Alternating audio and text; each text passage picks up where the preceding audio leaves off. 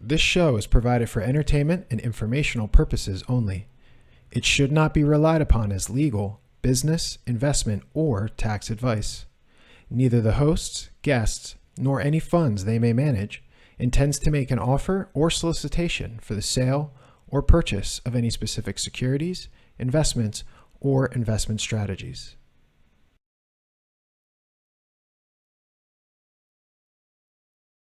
It's an unfair game. They're schemers. Schemers trying to control their little worlds. Please, speak as you might to a young child or a golden retriever. Rich get richer, that's the law of the land. I owe you nothing. It's just money. This is madness. Everybody just yells and screams at each other.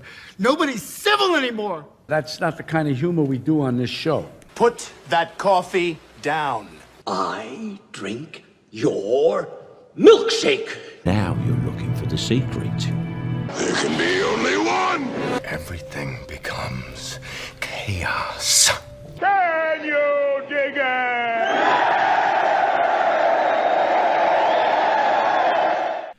Hey everybody, welcome back to another episode of Milkshakes Markets Madness. I believe this is now episode 5 of season 1. My name is John Kutzmita, and I'm joined as always with Brent Johnson. Brent, how's your week going? So far, so good. I flew home from Vancouver on Tuesday, got stuck in an ice storm in Dallas, stayed in the Dallas airport for about 12 hours, finally got a flight out to Miami at midnight, arrived in Miami at 2 a.m., sat there till 6, and then finally got on a flight home to Puerto Rico. So that's what you get for going to Canada. Automobiles.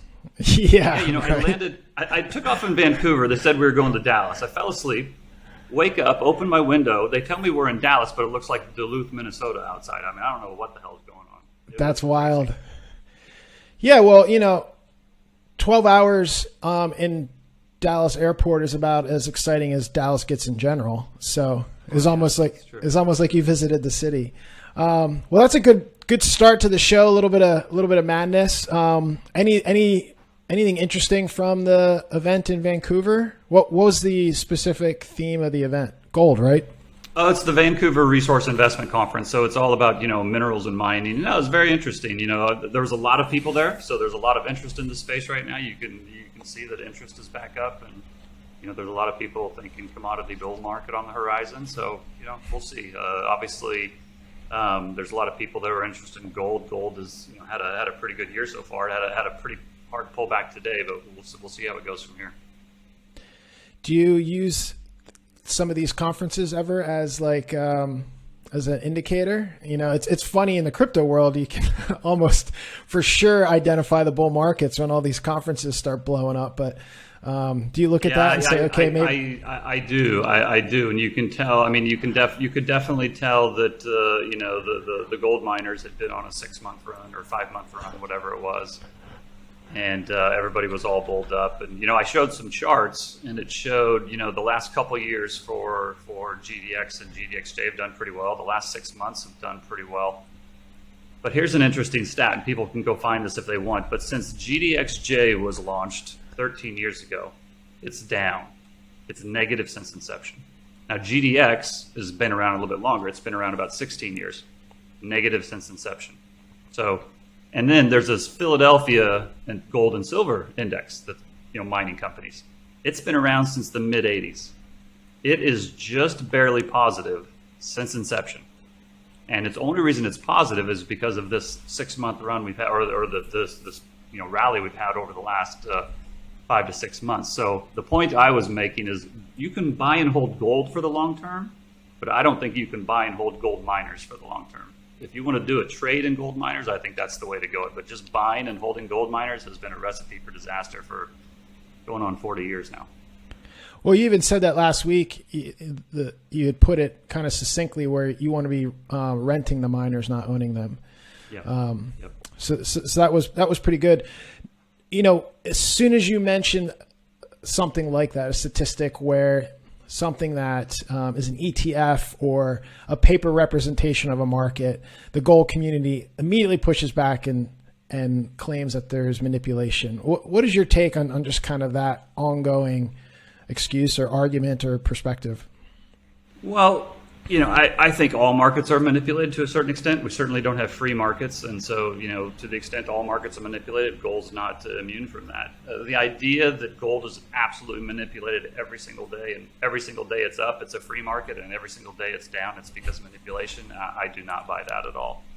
And if it is so easy to predict, then why don't you just short the market on the days they're going to manipulate it down, right? If it's so easy for them to do it, just take advantage of it. So, I'm a huge believer in gold, and I think everybody should own it. I think it's going to go a lot higher, but I'm not religious about it. Careful, you're gonna create more enemies, Brent.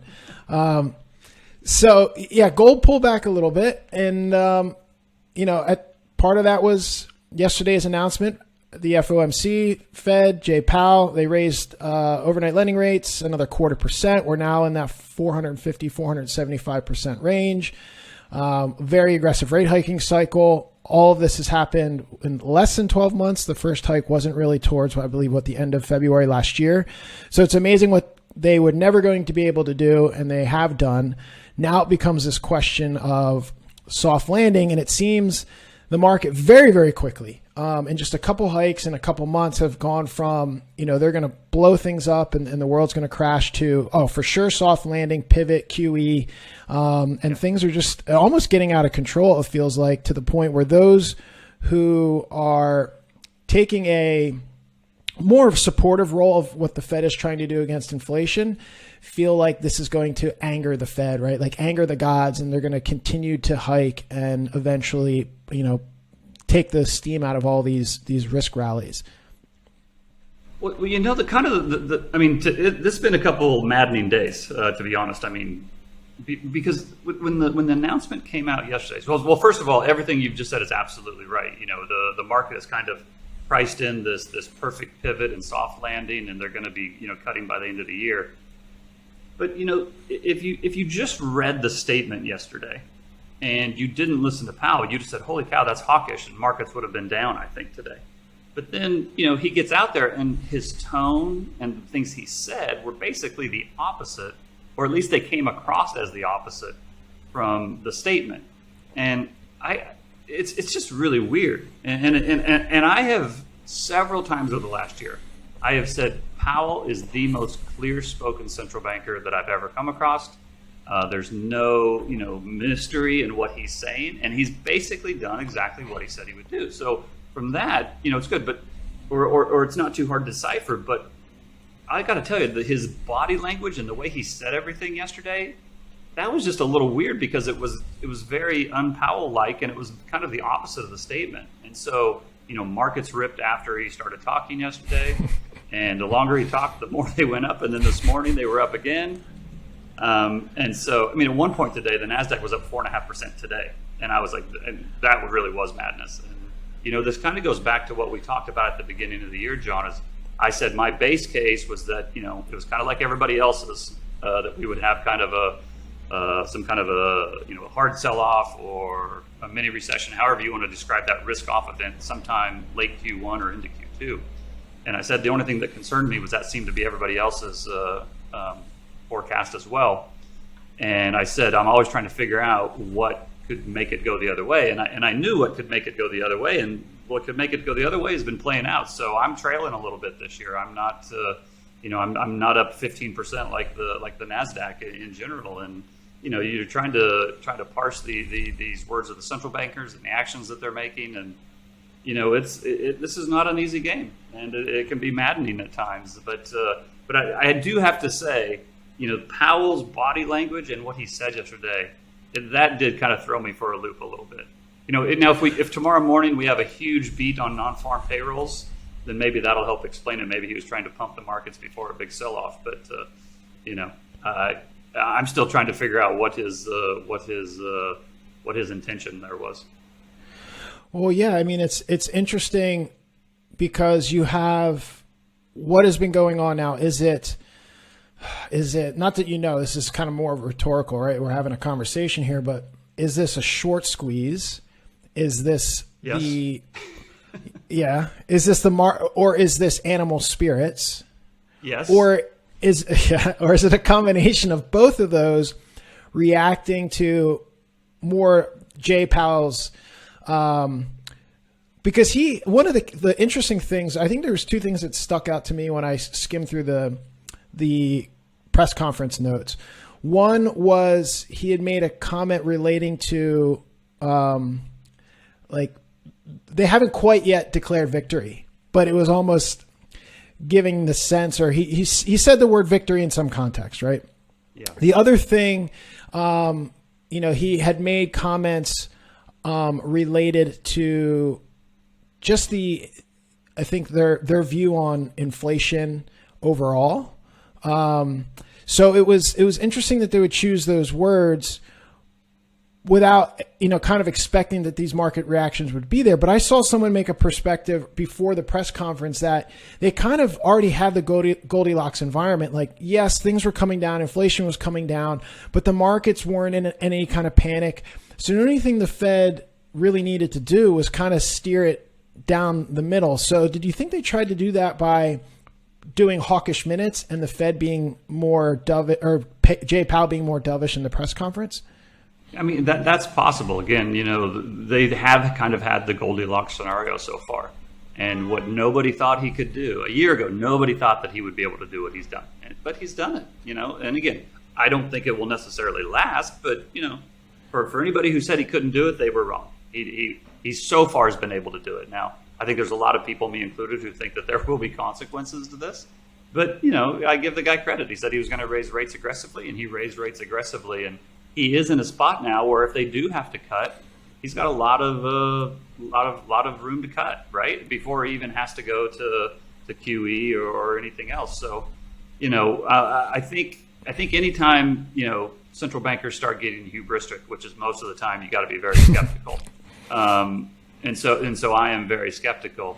I mean, the other thing is, what happens if we do get a strong inflationary print in 2 weeks, right? And maybe the rate cuts at the end of the year are not quite as certain as seems to be priced in yet. So I still think that there's a lot of time left in this quarter, and there's a lot of time left in the year. So I would say for those who have participated strongly in this rally we've had in the first 4 to 5 weeks of the year should probably be looking for the exits, or at least have an eye on it. Yeah, so if you have a strong non-farm payroll report, there's jobs added, maybe the household survey says something a little different in terms of multiple job holders, etc. But employment's been the real, it's, to take a step back, one of the things that's frustrating in terms of Fed monetary policy is so much of it is dictated by lagging indicators. Yeah. Employment's lagging, CPI is incredibly lagging, especially the housing component. So you have employment data. I mean, we can see the layoffs, especially in the tech space. So it's so interesting. Are people buying the NASDAQ and tech because they've trimmed a lot of fat and now they're going to be more profitable? Or is this just kind of that FOMO thing that happens in momentum stocks like tech? But it feels like if we get strong employment, it's more of that, like, good news is bad news. Does the market kind of take a step back from this where, the Fed's going to, the Fed's going to keep their boot on the market's neck for a while. This isn't like we're in a place where they even need to cut rates. They're just slowing the pace of hikes. That's right. And the part of the reason that the NASDAQ has been rallying so hard is there's kind of an embedded interest rate play in tech stocks. And so as interest rate expectations have been coming down, tech stocks have been leading the way. And, if those expectations were start to rise again, tech stocks would likely be the ones that would get hurt the most as well. So it's going to be interesting to see how the data comes out. I mean, I think everybody's expecting data from here to kind of start to soften or to continue. It started softening already. So I think the market is pricing in continued softer data and Fed cutting by the end of the year. And, listen, I'm not saying that can't happen, but, nothing is certain. So we started this conversation, or pivoted into it, about the Fed because we were talking about gold. Now, gold has pulled back a little bit. I wonder, do you see that as kind of an early indicator? Because the argument would be gold as the pet rock doesn't have yield. When you can get 450 basis points overnight, let alone, in a 1 or 2 year bond, Why add to your gold position, or if not, why wouldn't you trim it back? So now you have people kind of reacting in risk on markets and riskier assets as if this is the beginning of a Fed pivot or some sort of new, the end of the hiking cycle. Gold is potentially telling you something different, because why would you sell off here if you actually think we're on the cusp of new QE? Yeah, I mean, it was really kind of a weird day. The ECB came. So the Fed was yesterday. The ECB was today. Prior to the meeting, the euro was up, the dollar was down. The ECB came out and said they had a hawkish statement. They said they raised 50. They said we're going to continue to raise. But then when you listen to Lagarde, she said data dependent, and it kind of took her words the opposite of what it took Powell's, and so.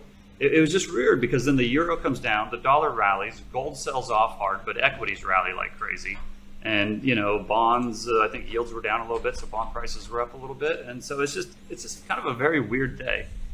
Listen, this could all be reversed in 24 hours. If we had this conversation tomorrow, which is Thursday night rather than, Friday, or if we had it Friday instead of tonight, we could be having a dramatically different conversation. I mean, my takeaway is this is, don't get too caught up in the day-to-day moves. Hopefully you have kind of a long-term plan. I mean, I just say, nothing is certain. What happens today could be reversed tomorrow. And, I certainly don't have a crystal ball, but what I spend rather than trying to figure out exactly what's going to happen, I always try to figure out what are all the different things that could happen, and why would they happen, and then just kind of wait and see how they play out and react to them when they do. Well, and speaking of bonds, I mean, another one of those indicators. So again, we're really kind of we're scratching our heads at this movement, or the move in risk assets. And we're looking at other things that tend to be more stable or better indicators. Number one, monetary policy, but the way gold responded to it. And when we're talking about bonds, there's more of a policy mistake outcome reaction yesterday from the bond market. But speaking of policy mistakes, the yield curve inversions are still a real thing. And they're not, once they start to steepen, that's usually where the recession starts to kick in. But, the bond market tends to be right at some point. And there still feels like, where capital is being allocated, it expects that things are going to get uglier, as you had kind of suggested they might. Well, here's the other thing that's related to that, John, and I'll see if I can find a chart and I'll send it to you, or I'll post it on Twitter or something. Is whenever the yield curve inverts, it's almost always leads to a recession, and whenever it inverts, that's always what gets the headline: recession guaranteed, recession incoming. But what nobody ever tells you is usually, when the yield curve inverts, it usually takes anywhere from 6 to 18 months for the recession to happen. But not only that, usually during that time period that the curve is inverted, but we haven't hit the recession yet, equities rally. And that's exactly what we've seen this year. Since the summer, or at least since September, equities are up pretty dramatically, right? Despite the curve inversion, and despite that the curve is getting worse, or the curve inversion is getting worse. So, it's, again, the curve inversion definitely indicates that we are going to have some kind of a recession or risk-off event, and I absolutely believe that. But I am not shocked, even though it wasn't my base case, I am not shocked to see what we're seeing. Now, is this, in that regards, then, in your opinion, somewhat of, we talked about the various forces behind it, animal spirits, short squeeze, but is this, a classic bear market bounce? I believe it is. That is my base case, is that this is a bear market rally. When you get these, you typically don't get these big moves in equities in an equity bull market. You typically get these very short-term big moves in a bear market rally. And I still believe that we're in this bear market rally. Now, can I be wrong? Of course I can be wrong, and I will just have to adapt if that happens. But I think that this rally that we're having is getting a little bit long in the tooth.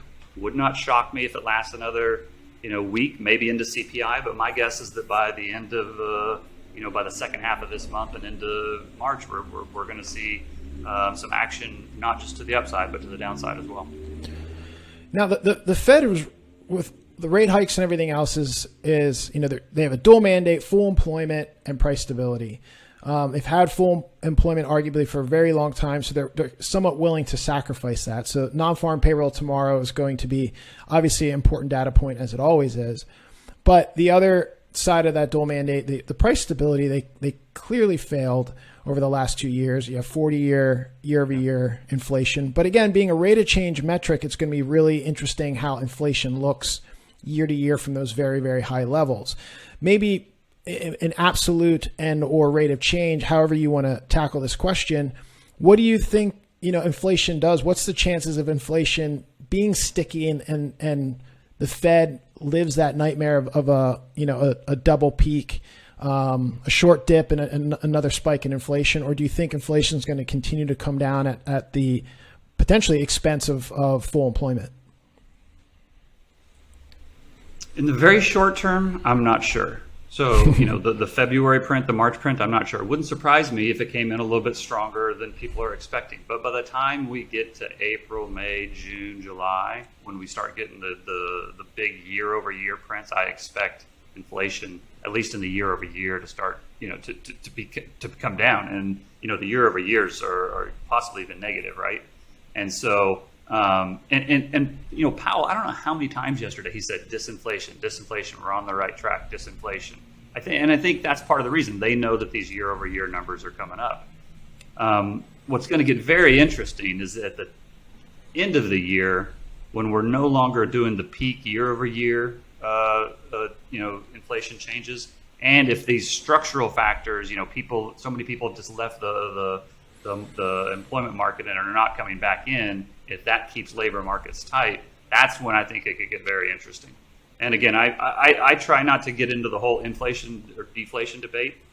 What I try to do is do my best to understand what could cause both and be ready for either one of them. So a wild couple days. Tomorrow is going to be another market moving data point. Just for the fun of it, this time next week, what do you think is going to be happening in assets and risk assets specifically? Okay, so everybody says never give predictions, especially including both time and price, right? So, but the thing especially is, in 7 days. I don't really care if I'm wrong. Here's what I think is going to happen. I think we're going to have a decent to good jobs number tomorrow. I think things will sell off because I think they got a little frothy today. Because a lot of equity managers are behind the 8 ball. And they're lagging this year, that dip will probably get bought. Now, whether it gets bought tomorrow or Monday or Tuesday, I don't know. And then at some point next week, we'll rally again. Maybe we get back to these same levels, maybe a little bit higher. And then by the end of next week and into the following and into the month, I think we're going to be lower. So there you go. That's the prediction, time, price, all that kind of stuff. It's not investment advice. And if I'm wrong, you can tell me and I'm an idiot. But that's how I see it playing out. Hey, before we wrap up, put some context or color on why equity managers that are behind the ball of this rally would be coming in to buy a potential dip next week. Well, so, again, if you're a professional money manager and you're managing like a traditional hedge fund or a traditional mutual fund, and your job is to beat the index, and you came into the year very light or hedged or whatever it is, bulled up on cash, and, equity markets are now anywhere from 8 to 15% higher, and you're trailing, and some people are trailing significantly. They don't get to sit in that seat too long before they get yanked out of it and put somebody in there who will, put risk on. And so it's a real thing. Like, career risk is a real thing, and that absolutely 100% affects markets. And to think it doesn't, I think, is naive. So, the people that are trailing now are praying for a pullback. And it'll be interesting to see if they get that pullback. Do they use it to get long, or do they stick to their guns and wait for it to fall? And time will tell. But it is a real thing. Career risk in the markets is a real thing. Well, there you have it. So, what a week it has been. We did not talk about my Eagles. We'll do that next week because we have an extra week here before the Super Bowl. So we'll save some of that hype for next week. Brent, I appreciate your thoughts and perspective. It is a very interesting turn of events. The Fed keeps hiking. YOLO investors can't get enough of risk assets, and it just feels like the party is going to end because the punch bowl isn't even there. So everyone's running on a second wind, but maybe not. Maybe Powell's going to bring the punch bowl. We'll find out. But I appreciate you hopping on here and sharing your thoughts. And it'll be a fun one to see if you were right, and if you were wrong, it'll be equally as fun to see who called you out on it. But you can find Brent on Twitter. I'm sure they will. Yeah. Oh, they won't hesitate. You can find Brent on Twitter at Santiago AU Fund. You can find me at John Kutsmita. This is Milkshakes Markets Madness. It's so maddening I can't even get it out. But you can find us at Twitter at Milkshakes Pod. You can find us online at Milkshakes Pod. Milkshakes Pod everywhere. Send your feedback. Send your hate mail. Send your love mail. Send whatever you want to send. Just make sure you're here next week. So thanks, everybody. I appreciate it. And Brent, I'll talk to you soon. All right, buddy. Stay safe. All right.